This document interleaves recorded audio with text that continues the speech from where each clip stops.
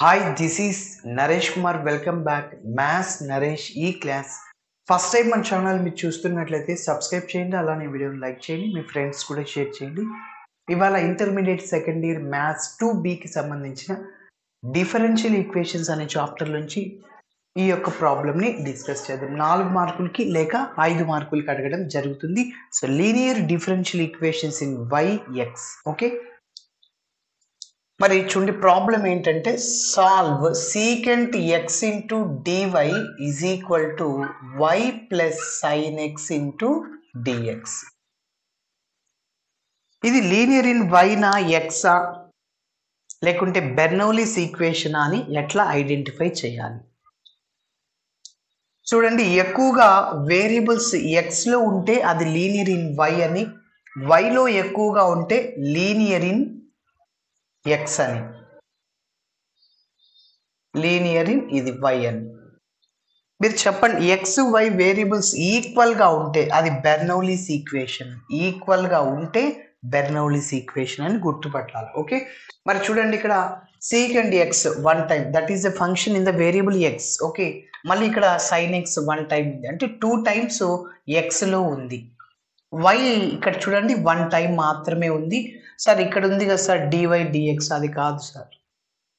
Okay, so కాబట్టి ఎక్స్లో ఎక్కువగా ఉన్నాయి కాబట్టి లీనియర్ ఇన్ వై అని మనం ఫిక్స్ చేయాలి. మరి లీనియర్ ఇన్ వై అంటే ఏంటి? Standard form dy by dx plus p of x into y is equal to q of x. Okay, ఈ ఫామ్ లాగా తెచ్చుకోవాలి ఇచ్చిన ఈక్వేషన్. సో మనం పి ఆఫ్ ఎక్స్ని క్యూ ఆఫ్ ఎక్స్ని కనిపెట్టిన తర్వాత ఇంటిగ్రేటింగ్ ఫ్యాక్టర్ని కనుక్కుంటాం. సో ఫార్ములా ఏమంటే e power integral p of x into dx. దీనికి ఇప్పుడు జనరల్ సొల్యూషన్ని కనుక్కోవడానికి formula general solution to the given D is ఏంటి? లీనియర్ ఇన్ వై కాబట్టి why into IF is equal to integral q of x into IF into dx plus c. కాబట్టి first మనం ఇచ్చిన equation ఇట్లా తెచ్చుకోవాలా. సో దాని తర్వాత ఐఎఫ్ని కనుక్కుంటాం. ఓకే, ఐఎఫ్ ఇక్కడ ఉపయోగపడుతుంది. చూడండి, ఇంకా చివరిలో ఇంటిగ్రేషన్ ఇంకొకసారి చేస్తాం. సరే, ఇప్పుడు ఇచ్చిన ఈక్వేషన్ని మనం డివై బై డిఎక్స్ ఫామ్ లాగా తెచ్చుకోవాలి. ఓకే, ఫస్ట్ గివెన్ డి రాస్తున్నాను.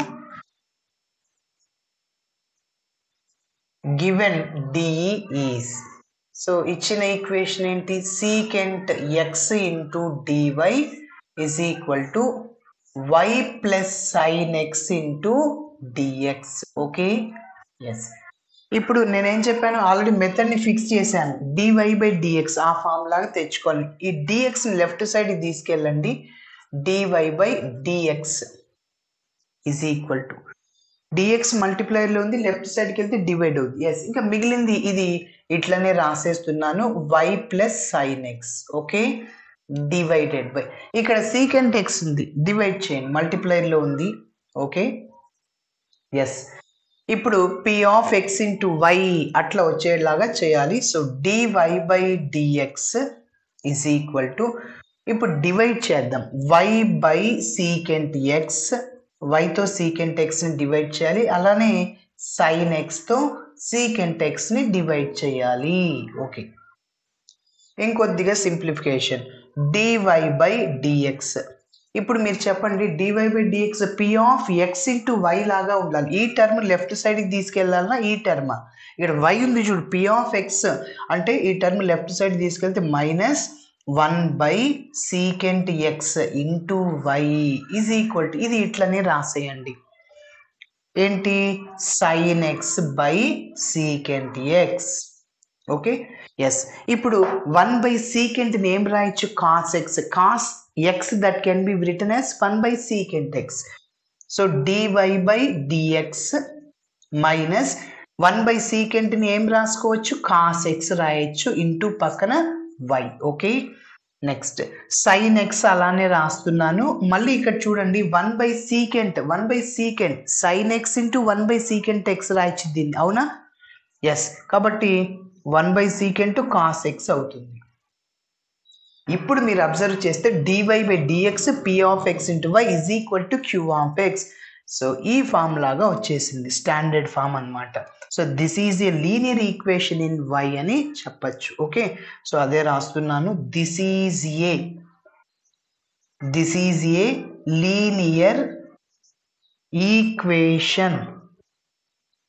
This is a linear equation in y. Compare చేస్తున్నాను స్టాండర్డ్ ఫామ్ తో. comparing the above equation with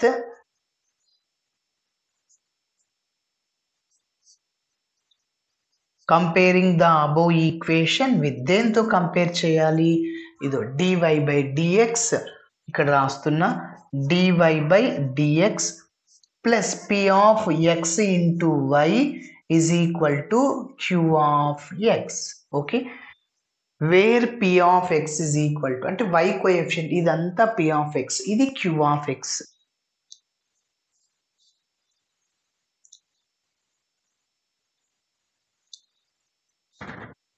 okay, next line లో రాస్తున్నాను where p of x is equal to minus cos x. ఓకేనా, minus cos. q of x అంటే ఇదంతా. q of x is equal to sin x into cos x. Okay, ఇప్పుడు మనం integrating factor ని కనుక్కుందాం. Integrating factor ని కనుక్కోవడానికి ముందు integral p of x dx కనుక్కుందాం. Okay, so integral p of x into dx is equal to, ఇక్కడ minus out side లో రాశాను, cos x dx. Okay, so is equal to minus cos కి integration sin x అవుతుంది, sin x కి integration minus cos x, కాబట్టి cos కి integration only sin x. Okay, మరి integral p of x dx ని కనుక్కున్న తర్వాత ఇంటిగ్రేటింగ్ ఫ్యాక్టర్ ని కనుక్కోవాలి. So IF is equal to formula ఏంటి? ఈ power integral p of x into dx, గుర్తుంచుకోవాలి formula. So IF is equal to ఈ power integral p of x dx అంటే minus sin x. Okay, so IF ని కనుక్కున్నాను. ఇప్పుడు మనం general solution ని కనుక్కోవాలి. ఓకే, ఇక్కడ నోట్ చేస్తున్నా.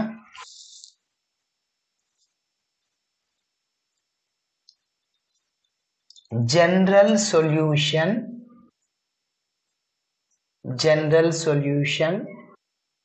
to the given DE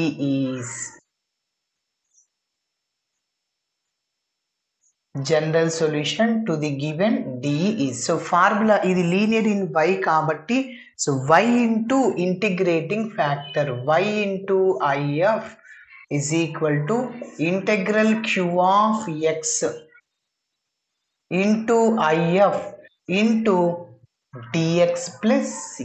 okay, ఇప్పుడు మన దగ్గర అన్నీ ఉన్నాయి, అన్ని వాల్యూస్ ని సబ్స్టిట్యూట్ చేసేద్దాం.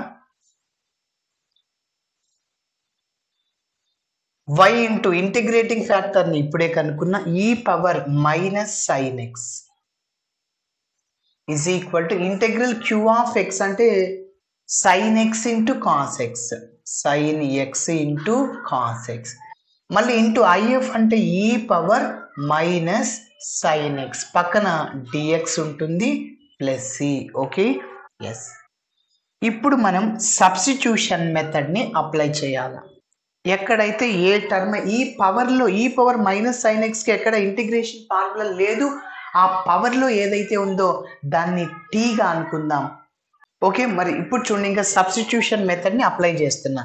Put minus sin x is equal to t, ఏదైతే రిపీట్ అవుతుందో దాన్ని t గా తీసుకుంది. sin x రిపీట్ అవుతుంది. ఓకేనా, ఎస్. ఇప్పుడు దీన్ని x తో డిఫరెన్షియేటింగ్ చేద్దాం. Differentiating with respect to x on both sides, x తో డిఫరెన్షియేటింగ్ చేస్తున్నాను. మైనస్ అలానే ఉంటుంది. sin x యొక్క డిఫరెన్షియేషన్ ఏంటి? cos x అవుతుంది. రైట్ సైడ్ లో ఉన్న t ని x తో డిఫరెన్షియేటింగ్ చేస్తే dt బై dx అవుతుంది. ఆ dx లెఫ్ట్ సైడ్ కి వస్తే ఇంటూ dx అవుతుంది, ఇజ్ ఈక్వల్ టు dt. ఇక్కడ మనకి ఏం కావాలి? ఓన్లీ cos x dx బదులు రీప్లేస్ చేయాలా. మనం దీనికి ఒక ఏదైనా నంబర్ ఇస్తే ఇందులో వేరియబుల్స్ ఎక్స్లు కనపడకూడదు, అన్ని టీలు కనపడాలా. cos x dx బదులు మనం ఏం రాసుకోవచ్చు? మైనస్ dt అవుతుంది. ఇక్కడ ప్రోడక్ట్ లో ఉన్నాం కాబట్టి మైనస్ రైట్ సైడ్కి పోతే మైనస్ అయ్యేది. Okay, yes. మరి కాస్ ఎక్స్ డిఎక్స్ బదులు మైనస్ డిటి రాస్తాం. ఇంకా చూడండి, ఈ పవర్ మైనస్ సైన్ ఎక్స్ బదులు ఏం రాసుకోవచ్చు, టీ రాయొచ్చు. ఓకేనా. మళ్ళీ ఇక్కడ సైన్ ఎక్స్ బదులు మనం ఏం రాసుకోవచ్చు అంటే మైనస్ టీ రాసేయచ్చు. Okay, yes. సో ఇవన్నీ ఇందులో సబ్స్టిట్యూట్ చేసేద్దాం. లెఫ్ట్ సైడ్ లో ఏముందంటే y into e power minus sine x which is equal to, చూడండి, సైన్ ఎక్స్ అంటే ఏం రాసుకోవచ్చు ఇక్కడ నుంచి, minus t. Okay, into cos x dx బదులు మైనస్ డిటి రాద్దాం చివర్లో. అయితే ఈ పవర్ మైనస్ సైన్ ఎక్స్ దాన్ని అంతటిని టీ అనుకున్నా. ఓకేనా. సో ఇక కాస్ ఎక్స్ డిఎక్స్ బదులు మైనస్ డిటి ప్లస్ సి, ఇక్కడ మైనస్ మైనస్ క్యాన్సిల్ అయిపోతుంది. So y into e power minus sine X is equal to integral t into e power t dt. దీన్ని మనం యారో మార్క్ మెథడ్ని ఉపయోగించి చేస్తాం. Arrow mark method ఏంటంటే చూడండి, సింపుల్గా ఇంటిగ్రేషన్ బై పార్ట్స్ ఫార్ములాని కూడా ఉపయోగించి చేయొచ్చు. అయితే నేను చెప్పే మెథడ్ చూడండి, చాలా ఈజీగా చేసేయచ్చు. t యొక్క డిఫరెన్షియేషన్ 1కి 0, ఈ పవర్ టీకి డిఫరెన్షియేషన్ ఈ పవర్ టీని ఇంకొకసారి చేసిన ఈ పవర్ టీని. అయితే ఈ రెండిట్లో ఏ టర్మ్ అయితే 0 అవుతుంది దాన్ని రైట్ సైడ్లో తీసుకోండి. డిఫరెన్షియేషన్ చేస్తే 0 అయ్యేది టర్మ్. కాబట్టి ఈ పవర్ టీకి డిఫరెన్షియేషన్ ఎన్నిసార్లు చేయండి 0 రాదనమాట. కాబట్టి సో ఈ పవర్ టీని లెఫ్ట్ సైడ్లో, మిగిలిన దాన్ని రైట్ సైడ్లో తీసుకోండి. ఓకే, టీకి పవర్ 1 ఉంది కాబట్టి ఒక డౌన్ యారో మార్క్ అంతే, ఇంకా స్టాప్ చేసేయాలి. దీన్ని స్టాప్ అంటే అది టీ స్క్వేర్ ఉందనుకో 2 down arrow marks. Okay, yes. దీనికి సంబంధించిన మీరు షార్ట్ కట్స్ కావాలంటే నాకు నా నెంబర్కి మెసేజ్ చేయండి, 9059057424. నేను లింక్ని షేర్ చేస్తాను. Okay, yes. ఇప్పుడు చూడండి, ఇక్కడ దీన్ని డిఫరెన్షియేషన్ చేసి ఇక్కడ వేయండి. టీ యొక్క డిఫరెన్షియేషన్ 1, దీన్ని ఇంటిగ్రేషన్ చేసి ఇక్కడ వేయండి. ఈ పవర్ టీకి ఇంటిగ్రేషన్ ఈ పవర్ టీ, మళ్ళీ వచ్చిన దాన్ని ఇంటిగ్రేషన్ చేసి ఇక్కడ వేయండి. ఈ పవర్ టీకి ఈ పవర్ టీని అనమాట. ఓకేనా. ఇప్పుడు ఆల్టర్నేటివ్ సింబల్స్, ఫస్ట్ ఇక్కడ ప్లస్ వేయండి, మైనస్ వేయండి, షార్ట్ కట్ అనమాట. ఓకే, ఫస్ట్ మైనసే ఎందుకు వేయకూడదు సార్, ప్లస్ వేయచ్చు కదా అంటే, నువ్వు ఇంటిగ్రేషన్ బై పార్ట్స్ ఫార్ములాని ఉపయోగించి చేసుకో కాబట్టి షార్ట్ కట్కి గుర్తు పెట్టుకోవాలి. ఓకే, సో ఇప్పుడు దీన్ని ఎట్లా వేయాలి, ఆరో mark y into e power minus sine X is equal to, చూడండి ఆరో మార్క్ స్ట్రైట్ గా సింబల్స్ తో సహా మల్టిప్లై చేయండి. ఇక్కడ ప్లస్, ఇక్కడ కూడా ప్లస్, ఇక్కడ కూడా plus. So t e power t. Next minus into plus, straight గా సింబల్స్ తో సహా, ఇక్కడ మైనస్ ఇక్కడ ప్లస్, మైనస్ అవుతుంది e power t plus c. Okay, రెండిట్లో నుంచి ఈ పవర్ టీని కామన్ తీయచ్చు. So y into e power minus sine x is equal to, e power టీని కామన్ తీస్తే ఇంకా t -1 plus c. Okay, yes. ఇప్పుడు రీప్లేస్ చేద్దాం. మన ఆన్సర్ ఎక్స్ వేరియబుల్స్లో ఉండాలి, కానీ ఇక్కడ టీ ఉంది. ఎందుకంటే మనం సబ్స్టిట్యూషన్ తీసుకున్నాం, minus sine x is equal to t. కాబట్టి టీ ప్లేస్లో మైనస్ సైన్ ఎక్స్ని సబ్స్టిట్యూట్ చేస్తున్నాను. So y into e power minus sine x is equal to e power minus sine x into t ప్లేస్లో minus sine x -1 plus C. మీరు మైనస్ని ఇక్కడ common తీసైనా చేయొచ్చు. ఓకేనా, e power sine minus sine ఎక్స్తో డివైడ్ చేయొచ్చు. సో అప్పుడు y is equal to e power minus sine X cancel అయిపోద్ది, మైనస్ ఇక్కడ కామన్ తీస్తే sine x +1 plus c by e power minus sine x న్యూమరేటర్కి వెళ్తే c into e power sine x, c into e power sine x. Okay, ఇది మన final answer. But ఈ step ఏం చేశాను, ఈ స్టెప్ తర్వాత ఈ పవర్ మైనస్ సైన్ ఎక్స్తో డివైడ్ చేశాను. డివైడ్ చేస్తే క్యాన్సిల్ అయిపోతుంది. ఇంకా c by e power minus sine x న్యూమరేటర్కి వెళ్తే ప్లస్ సైన్ ఎక్స్ అవుతుంది. ఓకే, ఎట్లా చేయాలి. Thanks for watching my video. Video నచ్చితే ఖచ్చితంగా మీ ఫ్రెండ్స్ కూడా షేర్ చేయండి. బాయ్.